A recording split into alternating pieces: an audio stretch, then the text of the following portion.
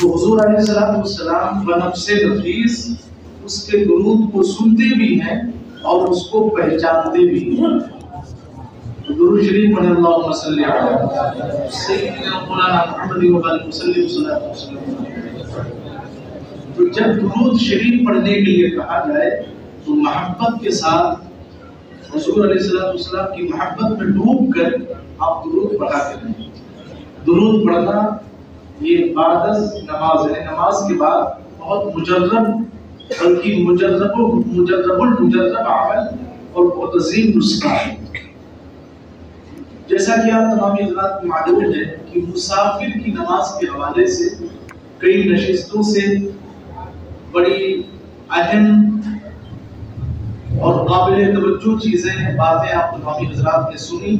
آج انشاءاللہ یہ بات مکمل ہو جائے گا. اب اگلے ہفتے میں انشاءاللہ پھر دوسرے موضوع پہ کچھ اہم اور ضروری باتیں نماز کے حوالے سے آپ سنیں گے. میں نے پچھلے ہفتے میں عرض کیا تھا کہ سنڈے کا دن خاص کر لیں گے سوال و جواب کے لیے، اور میں نے یہ عرض بھی کیا تھا کہ ہمارے سید زبیر صاحب یہاں رہتے ہیں، آپ ایک پرچی میں سوال لکھ کر ان کے حوالے کر دیں اور سنڈے کے دن صرف سوال و جواب ہی کا سیشن وہ قائم رہے اور سوال و جواب ہی کے حوالے سے گفتگو ہو. لیکن شاید ہی کسی نے ایسا کیا، کسی نے پرچی وغیرہ دیا نہیں. دیکھیے دلچسپی ہونا چاہیے. اب آپ کے اندر اگر دلچسپی نہیں پوچھیں گے، اب آپ کو اتنی رعایت دے دی گئی کہ آپ اپنے طور پر پرچی لے کے ان کے حوالے کر دیں. سنڈے کا دن چونکہ خالی دن رہتا ہے، ہر آدمی خالی رہتا ہے، کام سے چھٹی رہتی ہے، لوگ بھی فری رہتے ہیں، تو اگر 10-5 منٹ تاخیر بھی ہوتی ہے تو کوئی حرج کی بات نہیں ہے. تو جو کچھ ذہن میں آپ کے سوالات ہوں تو لکھ کر آپ ان کے حوالے کر دیں. اس کے بعد سنڈے والے روز وہ ایک سوال کا ذکر ہمارے سامنے کریں گے اور انشاءاللہ تشفی بخش جواب آپ کو دیا جائے گا. بہرحال آئیے آج کا یہ جو سبجیکٹ ہے اس کو مکمل کر لیا جائے. کہ سب سے پہلے سفر میں جو قصر نمازیں یعنی 2 کی جگہ 4 کی جگہ تو 2 ہم پڑھتے ہیں، اس کے حوالے سے آئیے حدیث پہلے سنتے ہیں. صحیح بخاری اور صحیح مسلم کی حدیث میں آتا ہے، حارثہ بن وہب خزاعی یہ صحابی ہیں، ان سے یہ حدیث مروی ہے. یہ کہتے ہیں کہ نبی کریم صلی اللہ علیہ وسلم نے مینا کے اندر، مینا کہاں ہے؟ مکہ شریف ہے. مزدلفہ کہاں ہے؟ عرفات کہاں ہے؟ مکہ کے اندر. تو یہ ہجرت کے بعد جب دوبارہ سے حضور علیہ السلام مکہ کی سرزمین پر آئے تھے، اور کہاں؟ وہ بھی مینا کے اندر. تو یہ وہب خزاعی کہتے ہیں کہ حضور علیہ السلام جب مدینہ منورہ سے واپس مکہ شریف آئے تو شہر مکہ میں داخل ہونے کے بعد، آپ وہاں سے فارغ ہونے کے بعد جب آپ مینا کے اندر پہنچے تو مینا کے اندر جب حضور پہنچے تو اس وقت ظہر کی نماز کا وقت ہو چکا تھا. تو حضور علیہ السلام نے ظہر کی نماز 4 رکعت نہیں پڑھی بلکہ 2 رکعت ہی ادا فرمائی. مینا کے میدان میں جب حضور پہنچے ظہر کا وقت ہو گیا تھا تو حضور علیہ السلام نے بجائے 4 کے 2 ہی رکعت فرض نماز ادا فرمائی. یعنی حضور نے 4 رکعت والی نماز میں قصر کیا، یعنی 4 کی جگہ 2 ہی رکعت ادا فرمائی. تو حضور کے عمل سے بھی یہ ثابت ہو گیا کہ جو شرعی مسافر ہوتے ہیں جو 92 کلومیٹر تک یا اس سے زیادہ جانے کا مستقل ارادہ رکھتے ہیں تو ان پر یہ ضروری ہے کہ اگر وہ 10 دن رہنا ہے یا 14 دن تک اگر ان کو رہنا ہے 92 کلومیٹر تک یا اس سے زیادہ کی دوری پر وہ گئے، 14 دن رہنا ہے، 13 دن رہنا ہے، 10 دن رہنا ہے، 14 سے آپ نیچے چلے آئیں تو جب تک رہیں گے وہ مسافر ہی رہیں گے، ان کو قصر ہی کرنا پڑے گا. اور مسافر کے لیے 4 رکعت والی فرض نمازوں میں قصر کرنا یہ واجب ہے. اگر کسی نے جان بوجھ کے 2 کے بجائے 4 کی نیت باندھ لی اور 2 رکعت پہ قادا کر لیا، اس کے بعد اخیر میں بھی 2 رکعت پہ قادا کیا، یعنی کل 2 قادے کیے، تو ایسی صورت میں مسافر کی نماز تو ہو جائے گی مگر وہ سخت گنہگار بھی ہوا۔ تو مسافر ہونے کی صورت میں یہ لازم ہے، ضروری ہے کہ ہم اپنی نمازوں میں اگر تنہا پڑھ رہے ہیں تو ان میں قصر کرنا یہ ہم سب کے لیے لازم اور ضروری ہے۔ اب دیکھیں اگر کوئی مسافر تھا اور اس نے 4 رکعت کی نیت باندھ لی، اب دوران نماز اس کو خیال آیا کہ ارے میں تو مسافر ہوں، میں تو 57.5 کلومیٹر یعنی 92 کلومیٹر کی دوری طے کر کے آیا ہوں، ہم کو تو 2 ہی پڑھنا تھا۔ تو یہ اس صورت میں ہے کہ اس مسافر نے پہلا قادا، اب دیکھیے ہم جو مقیم ہونے کی حالت میں، ہم آپ یہاں سب لوگ مقیم ہیں، اب 4 رکعت والی نماز ہم پڑھتے ہیں، تو جو پہلا قادا ہے وہ ہمارے آپ کے لیے فرض نہیں ہے۔ پہلا قادا کیا ہے؟ واجب ہے۔ کیا ہے؟ واجب ہے۔ پہلا قادا یعنی 2 رکعت کے بعد جو بیٹھتے ہیں جس کو قادا کہتے ہیں، واجب ہے۔ مگر مسافر کے لیے پہلا قادا واجب نہیں ہے بلکہ فرض ہے۔ اگر مسافر نے بقدر تشہد یعنی التحیات پڑھنے کے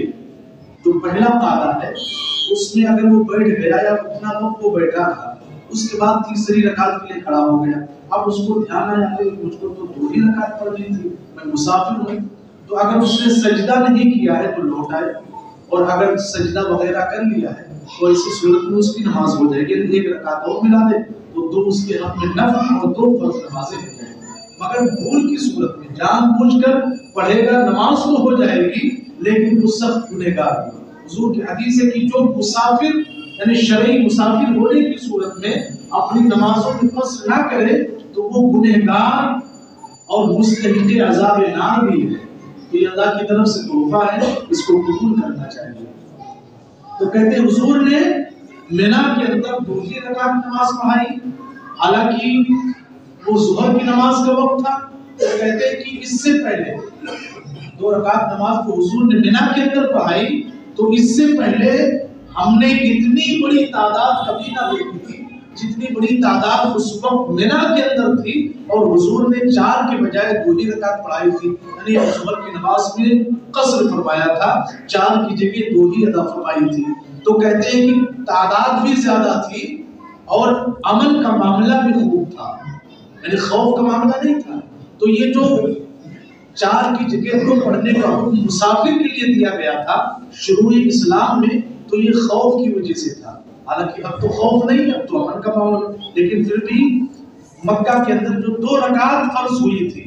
اور 4 رکعت نماز مدینہ کے اندر فرض ہوئی تھی، تو مکہ کے اندر جو 2 رکعت نماز فرض کی گئی اسی فرض پر شرعی مسافر کے لیے اللہ تبارک و تعالیٰ نے ان 2 نمازوں کو یعنی قصر کی صورت میں جو 4 کی بجائے 2 پڑھتے ہیں تو انہی 2 پر مسافر کی نماز کو برقرار رکھا، یعنی اب کوئی بھی سفر میں جائے گا تنہا پڑھے گا یا چھوٹی ہوئی نمازوں کو ادا کرے گا مقیم ہونے کی حالت میں صورت میں، تب بھی وہ اپنی نمازوں میں قصر نہیں کرے گا تو وہ گنہگار ہوگا۔ دوسری حدیث حضرت انس رضی اللہ عنہ سے روایت ہے کہ حضور علیہ السلام نے مدینہ میں، حضور نے کہاں سکونت اختیار فرمائی تھی ہجرت کے بعد؟ مدینہ منورہ میں۔ تو حضور کا مسکن اور حضور کا وطن اصلی مدینہ بنا ہجرت کے بعد۔ تو حضور علیہ السلام نے مدینہ میں ظہر کی 4 رکعت پڑھی یا پڑھائی، اور جب مدینہ شریف سے حضور نکلے، جب مقام ذوالحلیفہ، یہ مدینہ والوں کی میقات ہے، اب جس کو بیر علی بھی کہتے ہیں، یعنی مدینہ والے جب نکلتے ہیں مدینہ سے تو مقام ذوالحلیفہ جو میقات ہے وہاں پہنچ کر وہ احرام پہنتے ہیں، احرام پہننے کے بعد پھر وہ میقات کو کراس کرتے ہیں۔ اگر بغیر احرام کی میقات کو کراس کر لیں گے تو ان پر دم لازم ہوگا۔ تو وہاں سے تو اب حضور جب اس مقام پر پہنچے،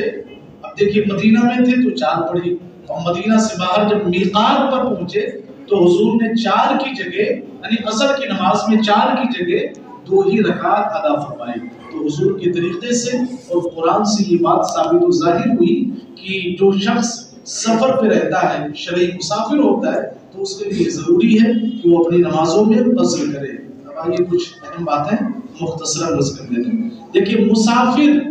اس وقت تک مسافر ہے جب تک کہ اپنی بستی میں نہ پہنچ جائے یا آبادی میں پورے 15 دن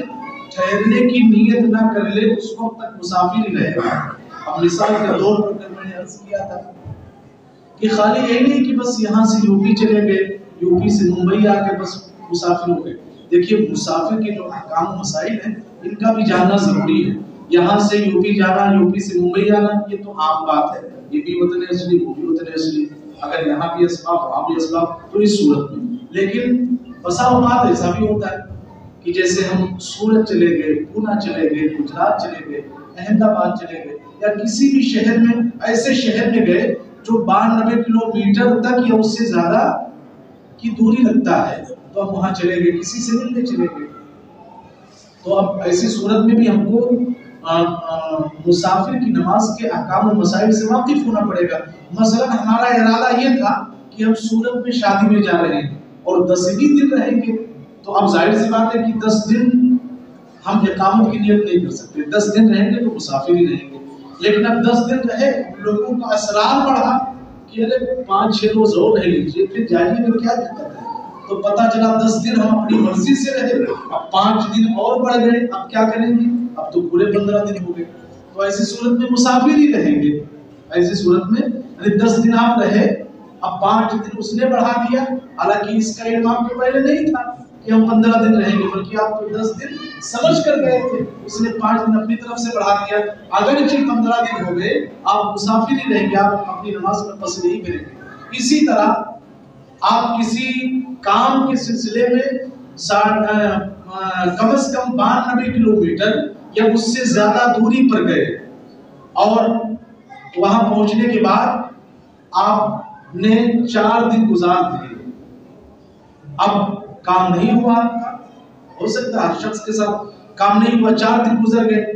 آج ہوگا کام، کل ہوگا کام، آج ہوگا کام، کل ہوگا کام، اسی طرح کرتے کرتے مہینوں گزر گئے، کام ہوا نہیں، تو آپ اگرچہ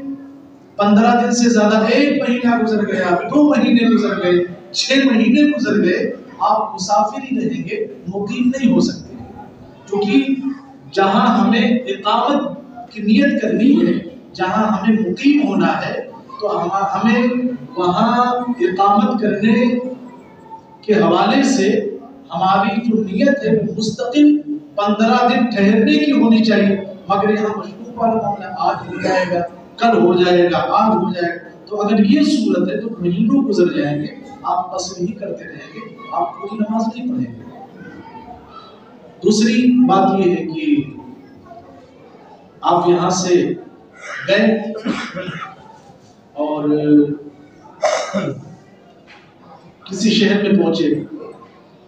اب آپ کا ارادہ تو تھا کہ ہم 15 دن ٹھہریں گے، یہ بھی ایک صورت ہے،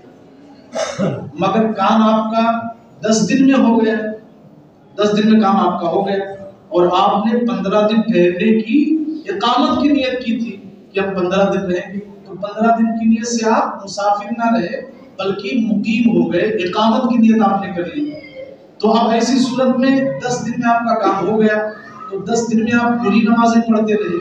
اب 10 دن کی تو نیت کی نہیں جاتی، اب 10 دن کام ہونے کے بعد آپ کو واپس آنا ہے، تو آپ اس خیال میں نہ رہیے گا کہ 10 دن جو ہم نے پوری نمازیں پڑھی ہیں وہ ہماری نمازیں بیکار ہو گئی یا ہم کو انہیں دوبارہ پڑھنا پڑے گا، نہیں، 10 دن آپ نے پوری نمازیں پڑھی ہیں، آپ نے کوئی گناہ نہیں، کوئی خرابی نہیں، وہ ساری نمازیں آپ کی ہو گئی ہیں، کیونکہ آپ کا ارادہ مستقل تھا، لیکن یہ تو من جانب اللہ ایسا ہوا، حکم ربی یہی کہ مطلب آپ کا کام 10 دن میں ہوگا اور آپ نے 15 دن ٹھہرنے کی نیت کی تھی، تو کچھ چیزیں ایسی ہوتی ہیں جو اپنے اختیار سے باہر ہوتی ہیں، تو بے اختیار اگر یہ سب مواقع آ جائے تو ایسی صورت میں کوئی گرفت اور کوئی گناہ نہیں ہے، تو مسافر اسی وقت تک مسافر ہے جب تک اپنی بستی میں نہ پہنچ جائے یا آبادی میں پورے 15 دن ٹھہرنے کی نیت نہ کر لے، وہ مسافر ہی رہے گا۔ یہ اس وقت ہے کہ جب 3 دن کی راہ کے سفر پر، اب 3 دن سے مراد 57.5 میل جس کو 3 منزل کہتے ہیں، تو راہ پر وہ چلا ہو اور اگر 3 منزل پر، اب جیسے کوئی شخص یہاں سے نکلا، اب اس کو یہ پتا ہے کہ جہاں ہم جا رہے ہیں وہ 92 کلومیٹر ہے، لیکن ابھی 92 کلومیٹر نہیں پہنچا، ابھی 80 کلومیٹر ہی پہنچا تھا کہ پھر کوئی ایسا کام اس کو پڑ گیا کہ اس کو واپس آنا ہے، یعنی اب وہ واپس سے بس میں آ گیا، اس کو اپنے گھر پہ آنا ہے۔ تو ایسی صورت میں اب وہ مسافر نہ رہا، بلکہ اس کو پوری نمازیں پڑھنی ہیں، چاہے وہ واپسی میں کہیں راستے میں پڑھے یا اپنی منزل پر آ کر پڑھے، وہ مسافر نہیں ہوگا۔ ایک چیز اور بہت اہم ہے، میں نے عرض بھی کیا تھا کہ یہاں سے آپ نکلے، وطن اصلی ممبئی آپ کا ہے، اب آپ دوسرے وطن اصلی یو پی میں پہنچے، تو اب مثال کے طور پر آپ کا گھر ضلع کانپور میں ہے، کانپور شہر میں نہیں ہے، کانپور شہر سے 10 کلومیٹر 20 کلومیٹر 15 کلومیٹر آگے ہے۔ تو اب یہاں سے آپ کانپور پہنچے، اسٹیشن سے اتر گئے، شہر میں داخل ہوئے، تو اب یہ نہ سمجھیے گا کہ ہم کانپور پہنچ گئے تو اب ہم مسافر نہ رہے بلکہ مقیم ہوئے، نہیں، آپ کی مسافرت اور مسافر ہونے کا جو احکام آپ پر نافذ ہے وہ ختم اس وقت ہوگا جب آپ اپنی بستی میں، اپنی آبادی میں پہنچ جائیں۔ جب تک آبادی میں نہ پہنچیں گے، آپ کانپور میں 5 دن رہیں 10 دن رہیں، آپ کو قصر ہی پڑھنا ہے، پوری نماز نہیں پڑھنی۔ اسی طرح ہم میں سے کوئی شخص یہاں سے یو پی گیا اور ارادہ ہے کہ سسرال میں شادی ہے، وہاں جا رہا ہوں، تو اب ڈائریکٹ وہ سسرال میں گیا، تو مثال کے طور پر وہ رہتا ہے الہ آباد اور اس کی سسرال ہے سلطان پور میں، تو اب وہ ڈائریکٹ سلطان پور گیا، تو سلطان پور اس کا وطن اصلی نہیں، کیونکہ شادی وغیرہ کر کے بیوی کو اپنے ساتھ لے آیا، تو بیوی کا بھی وہ وطن اصلی نہ رہا، اس کا بھی نہ رہا، تو وہ ڈائریکٹ سلطان پور میں چلا گیا۔ اب شادی وغیرہ سے فارغ ہونے کے بعد 6 دن اس کو لگ گئے، تو 6 دن 8 دن 10 دن جو بھی اس کو رہنا ہے، تو اس کو پوری نمازیں نہیں پڑھنی ہے بلکہ قصر کرنا ہے۔ ہاں یہ صورت ہو سکتی تھی کہ ڈائریکٹ اپنے گھر جاتا، اپنے گاؤں میں جاتا، پھر گاؤں سے سسرال جاتا، اور سسرال 92 کلومیٹر سے کم ہوتا، تو ایسی صورت میں وہ مسافر نہیں بلکہ مقیم ہوتا۔ تو اب اس کو مقیم ہونے کے لیے اپنی بستی، اپنے وطن اصلی میں جانا پڑے گا، اور اگر یہ صورت نہیں ہوگی، اگر وہ یہ سمجھے گا کہ اب ہم تو اپنے علاقے میں آ گئے، یو پی میں آ گئے، اب ہم کو قصر تھوڑی کرنا ہے، ارے اپنے گھر جاؤں میں سسرال میں ہوں، بات تو ایک ہی ہے، تو ایسا نہیں چلنے والا ہے۔ تو سسرال میں گیا تو مسافر ہے، سسرال کے بعد جب گاؤں میں پہنچے گا تو اس وقت وہ مقیم ہو جائے گا۔ بات سمجھے کہ نہیں سمجھے؟ اسی طرح آخری بات کہ کوئی عورت بیاہ کر سسرال آ گئی، ماں بہنوں کے لیے گھر میں جا کے بتا دیں گے، تو اب شادی ہو گئی، سسرال جا کے رہنے لگی، اب میکے میں کبھی کبھار آنا جانا ہے، یعنی عارضی طور پہ اس کا میکہ آنا جانا ہے، مگر حقیقی طور پر اس کا اپنے شوہر ہی کے گھر رہنا سہنا، کھانا پینا، اٹھنا بیٹھنا، سونا جاگنا سب ہے۔ تو اب ایسی صورت میں وہ عورت اپنے باپ کے گھر جائے گی، اور اس کے باپ کا گھر 3 منزل پر ہے، یعنی 57.5 میل، یعنی کم از کم 92 کلومیٹر کی مسافت یعنی دوری پر ہے۔ تو وہ عورت اگر اپنے میکے جائے گی تو ایسی صورت میں اگر 15 دن سے کم اس کا رہنے کا وہاں ارادہ ہے تو وہ پوری نماز نہیں پڑھے گی بلکہ قصر کرے گی۔ یہ بھی بہت ہے مسئلہ، وہ قصر ہی کرے گی، پوری نماز نہیں پڑھے گی۔ شوہر جائے گا وہ بھی یہی کرے گا۔ ہاں ایسی صورت میں کہ اگر 15 دن ٹھہرنے کی نیت کر لیں تو پھر مسافرت کے احکام منسوخ ہو جائیں گے، پھر وہ مقیم ہو جائیں گے۔ ہاں دوسری صورت یہ کہ جیسے گھر جمائی والا معاملہ ہوتا ہے کہ بیوی وہی رہتی ہے، کہاں؟ اپنے باپ کے گھر، اس نے مستقل طور پہ اپنے باپ کے گھر رہنا سہنا سب کچھ کر رکھا ہے، کبھی کبھار شوہر کا جو حقیقی گھر ہے وہاں آ جاتی ہے والدین وغیرہ سے ملاقات کرنے کے لیے۔ تو ایسی صورت میں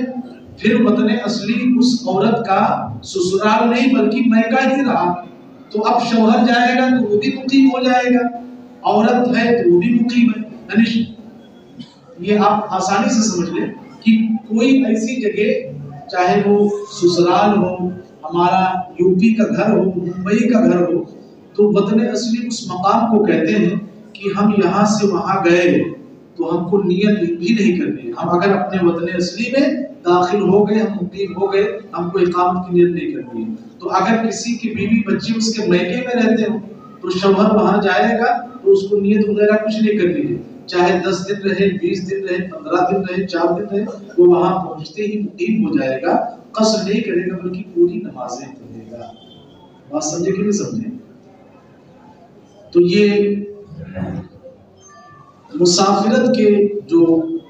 احکام و مسائل تھے ان کے حوالے سے میں نے آپ تمام حضرات کو بتایا.